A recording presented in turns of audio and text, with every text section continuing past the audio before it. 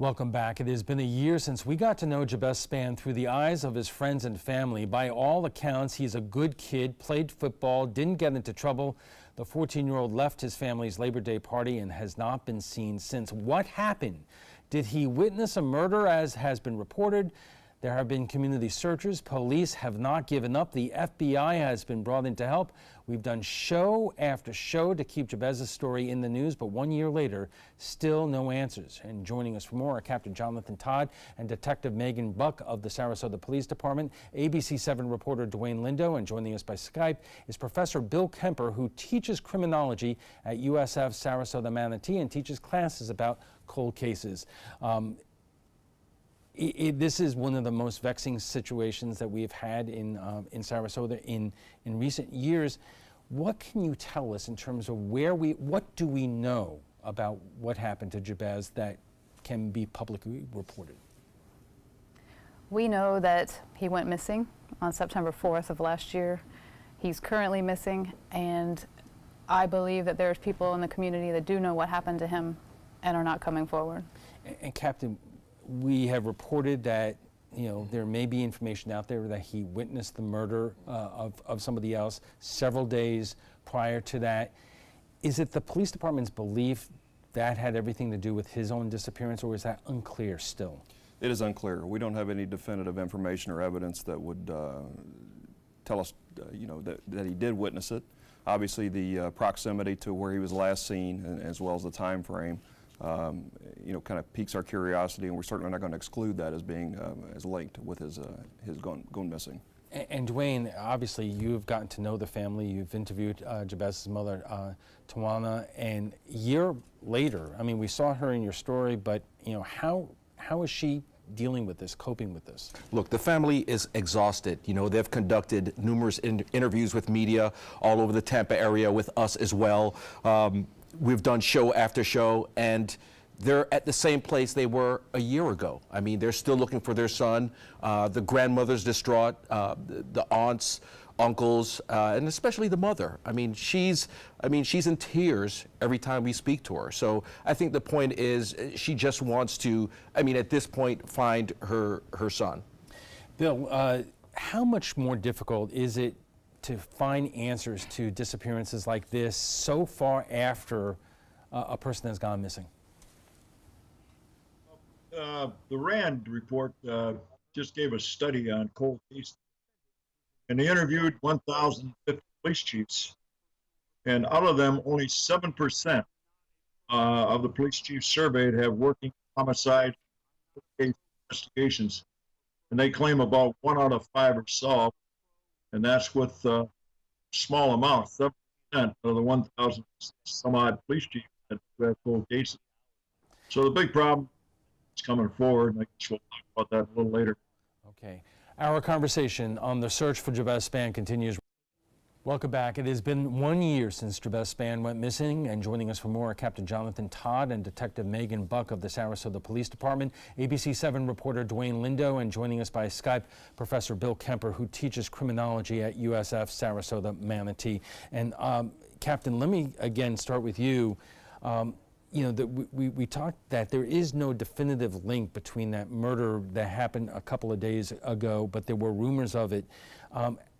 Do police believe that they have, that you have talked to everybody involved in that case in terms of getting as much information out of them in terms of Jabez, or where do we stand with that? Yeah, the detectives that were involved in the Travis Combs homicide worked hand in hand with Detective Buck and a couple of the other detectives that were working on the Jabez case.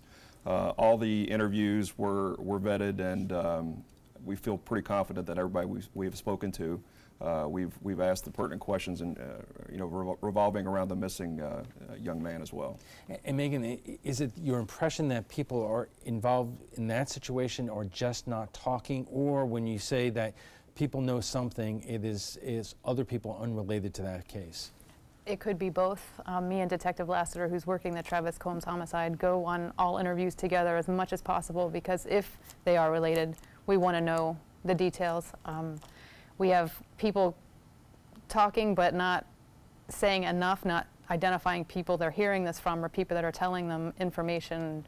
So we're trying to follow as much as we can, but then we get to dead ends because we don't know where to go after the information ends. Like, who told them this? We don't know that because they won't tell us. Is it one of those situations, and I know police encounter this pretty often, that you think you know what happened, but all the information is just not there? We have different scenarios we have come up with. No evidence-based scenarios, but scenarios from what people have told us. We just have not been able to prove any scenario. And Dwayne, I know the family had searches around in different areas around here that went on for months, and they brought in volunteers from around the Tampa Bay area, from Pinellas County, Polk County. Are those searches still taking place, or without any kind of direction, is there very little that they can do? Those searches are still taking place. They hired a private investigator to try to conduct various searches. Where those searches are, they weren't really specific, but they're still searching. There's still folks in the community trying to help. In terms of trying to get information from members in the community, it's tough for the family because people just aren't talking. Some people are providing a little bit of information, but it's not enough to find out where Jabez is. And Bill, let me ask you this: with a lack of physical evidence and the passage of time, how more difficult does this become for investigators? Well, the problem with the investigators is people are generally have a fear of problems against them and their family. They fear going to the court to testify.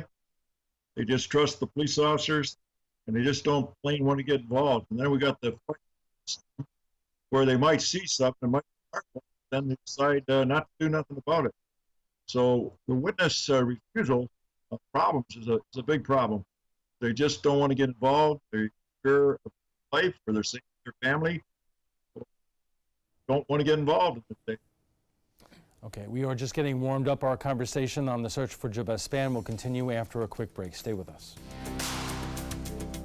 Welcome back, everyone. It's been a year since Jabez Spann went missing, and joining us for more are Captain Jonathan Todd and Detective Megan Buck of the Sarasota Police Department, ABC 7 reporter Dwayne Lindo, and joining us by Skype, Professor Bill Kemper, who teaches criminology at USF Sarasota Manatee. He joins us from Michigan.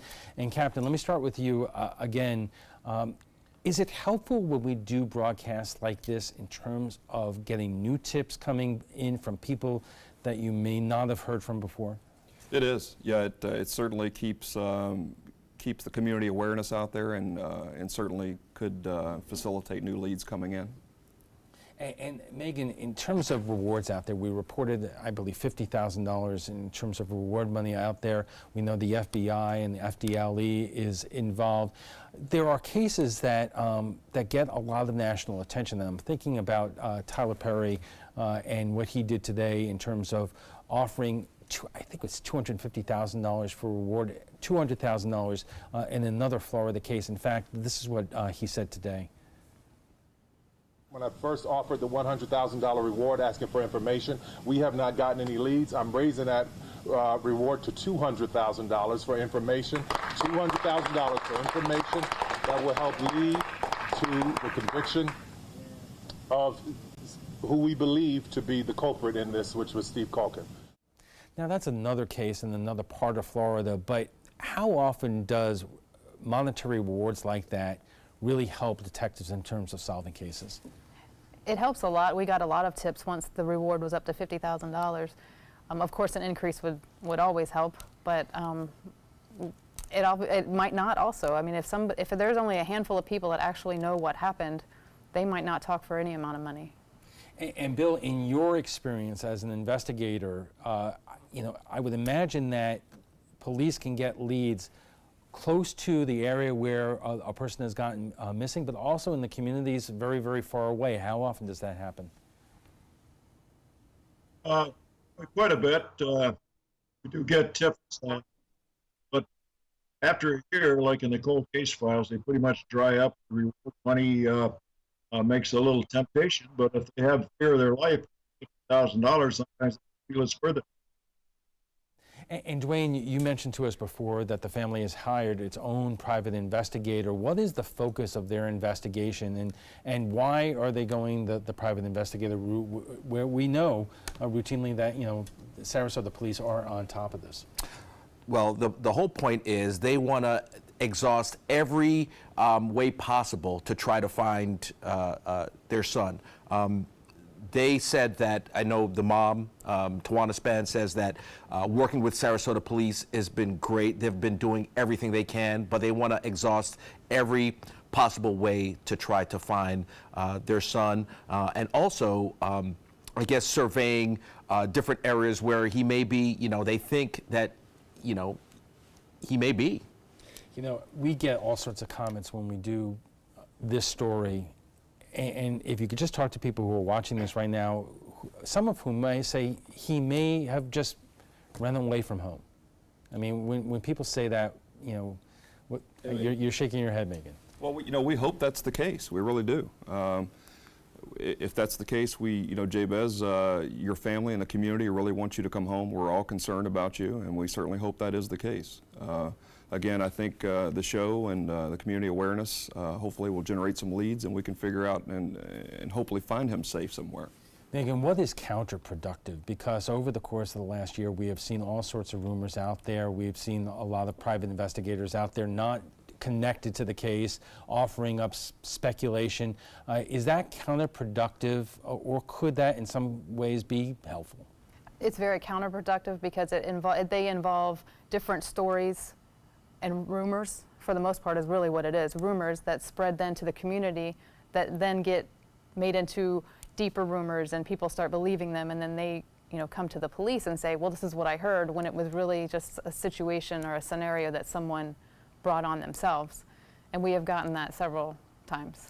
Bill, when there are cases like this out there, are there all sorts of national organizations that kind of are there as resources for local authorities in terms of trying to help these cases? Where are we with that? Well, I think that the community service that we had in prior things with the community went out. And also, if I could touch on what the captain says, we got what we call victimology. And victimology is, I see him 6 to 7 days with friends. And during that time, I just wonder if he couldn't been involved as a victim of some kind of street crime, such as robbery or there. He could have been, rather than this murder, alleged murder, he could have been a victim of some type of crime against him. And that's what occurred. We have to kind of look into other areas such as victimology, because there's 6 or 7 days where he certainly talked to people, he certainly was out in the community, and he couldn't have been a victim of a crime. Or like the captain says, hopefully just left the state to hide. Right. And Captain, the bottom line is we don't know. We don't know. We don't know. You know, we're finders of fact, and we follow the leads as they come in. You know, conjecture really doesn't help any of us in this investigation. So we, as the leads come in, that's why it's so important, and a program like this hopefully can generate some new leads that come in, and we follow them to the end. Megan, there's just so much we could implore the community to call in and say something, but speak directly to the entire community right now, because you said at the outset, someone out there knows something. What would you like those people to know? They can call me. They can call my desk line. They can call Tawana. They can call my cell phone. I'll meet with them. I'll meet with anyone wherever they want to meet. No one needs to know that we even meet up. I just want to know what happened to this child. We need it for the family, for Tawana, and for Miss Tillery. Right, and Dwayne, that family is sitting there watching this tonight. You know, a year has gone by. I would imagine they're still not only searching for answers, but trying to figure out what they can do. You know, like I said, you know, the family is distraught, exhausted. They've gone through every means to try to comb through the community. As I mentioned, hire a private investigator, coordinate or, you know, cooperate with Sarasota police to try to figure out anything or try to get any answer. And that's what they're doing. They'll keep doing it until he is found. And every few months we get some kind of lead that something may be going on. I remember a couple of months ago, a body was found, and there's wild speculation about whether this can be connected to this case or not. Captain, we talk about how you're cooperating with FDLE and the FBI. What do those agencies provide you in terms of resources that could be useful? Well, as you said, it's the resources, the manpower, the technology. They've been along with us every step of the way, and we couldn't thank them more. As you talked about before, getting the message out on more of a national level, they certainly can help facilitate that as well. How? Well, they reach more markets than we do. They get the message out through crime links and through the media. Right, and a detective, we've talked about all the physical searches that have been done around here. Are there any places to search or that still have not been done, or have we exhausted that? We have not exhausted it. We have searched a ton of places between Manatee, Sarasota, the surrounding counties and areas. As leads come in, we do search new areas. Of course, I can't divulge what those are, but any new lead of any area, we will be there. We have canines that come along with us at a spur of a moment, no matter what time, day or night, they are willing to come in and help us. Okay, we have to take another quick break, and we'll be back for final thoughts in a moment, so stay with us. Our guest joining us right now for final thoughts, and Bill, I'm going to start with you. Is how unusual is this case in terms of that a year after the fact, investigators are still dealing with somebody who is, especially somebody who is a young teenager, is missing and no sign of them? Well, like I said earlier, it's the fear factor, but I would like to make a closing comment that I had real good results as an investigator when we would tell people on, in fact, ABC 7 in Detroit, to use the tip line, or something I had very good success with, is to find a Catholic priest who they can tell the story to, tell what they know. The Catholic priest, under canon law, is completely confidential, but with permission, he can go to the police. I had much success several times for Catholic priests that I work with. A lot of times they're afraid to come forward to the police or for fear, but the clergy is open, and the Catholic priest really has confidentiality. Dwayne, this is a tight-knit community, and there are a lot of people, in churches involved in this situation. Have people gone to churches, and has there been a lot of talk in congregation in terms of finding help to find this young man? I don't know specifically if there's been any talks with the community and the church regarding this specific case, but I do know that, the people that I know within the community, God-fearing, but in terms of the church or the community talking about this case specifically, I don't really hear about it. And I think, just to add on to that, I think, everyone here mentioned that there's fear of retaliation if someone knows something, there's fear of retaliation if they do say something. So I guess that would be a great way to go in terms of talking to a pastor or a church member. Megan, I would imagine that you have contacted area pastors, and I know there has been some stories out there involving information coming to the police department, but is that something that may be worthwhile as we go along with this investigation, in terms of, go to somebody in the community that you feel comfortable talking to, because obviously there's a family out there who has a missing son, and the entire community wants him found. Oh, exactly, and go to whoever they want to go to. Eventually that will end up with me, and eventually I could talk to them down the road, but just as long as someone says something to someone. And Captain, I know we cannot predict the future here, and we can't say that a year from now that we're going to have this case solved, but I would imagine it is your hope that you get that lead that comes along, and I know in cases like this it could come today or it could come tomorrow. It could, and most of the folks that work in our division are parents, and we can't imagine the anguish that this family is feeling. It keeps us driving forward, trying to find Jabez. As I said earlier, a family and a community is really grieving over this young man. All right. Final word is, folks, if anybody knows anything out there, please call Sarasota Police and put this family's concerns to rest. Before we go, we want to share with you what some of our viewers had to say about last night's show on the possibility of Russian hacking of Florida's election system. Senator Bill Nelson claims the Russians have access to Florida's election systems. He did not offer evidence, and when asked, he claimed it was classified. This brought a lot of criticism from people like Governor Rick Scott. So we went to Facebook to hear what you found about the Russia hacking and our election systems concerning. And Michael says, better safe than sorry. Doreen says, don't think about it at all. Joni says the FBI and other agencies said there is evidence. What do you benefit from lying? And John says it's just the same Democrat strategy that they have continued to use since Hillary lost, and then taken into consideration that the FBI and DHS both have said there is no evidence. Nope, not worried at all. John, it's important to know what you're talking about. The FBI and DHS says there is not evidence the Russians are hacking Florida's election system right now. The FBI, DHS, CIA, and the entire U.S. intelligence community have concluded that Russia hacked the Democrats to try to influence the election and even infiltrated state election systems, including in Florida. That was the conclusion by Obama's people, and that is the conclusion of Trump's own people. Got it? If you'd like to join the conversation on tonight's topic, just visit our Facebook page at facebook.com/MySuncoast. We want to thank our guests for being here tonight.